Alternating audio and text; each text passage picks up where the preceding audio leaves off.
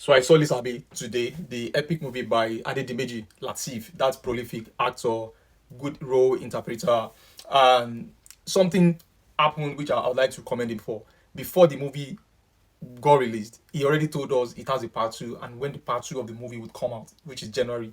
Other movie producers will never tell you, and that alone could frustrate viewers, audience, fans. I've seen some movies whereby part two you just keep hanging in the air. But I immediately did that, and I think that is laudable. The film started by introducing us to the Oyo Empire, how brutal this king could be, and I was watching the movie. I was like, what if I existed those period?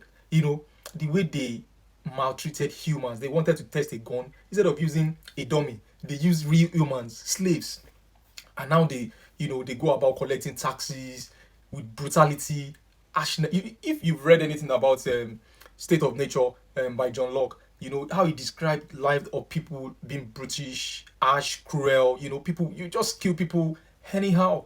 And the movie also talked about the importance of agriculture, in Yoruba land, in the African context, and the importance of hard work before marriage. That you must have something you're doing before you even, propose marriage to a lady. The movie also beauty of agriculture in Yoruba land. And sometimes when you're pushed to the wall, people tend to fight back. And the another thing which is major for me in that movie, from the Oyo Empire movies I've seen, I've never watched in recent times any movie that talked about Oyo Empire and how the Abeokuta people who were also paying taxes to the Alaafin of Oyo liberated themselves from that obstacle. Because and it was, for me, it was an obstacle because they were collecting their children, doing all sorts to their children, collecting their monies.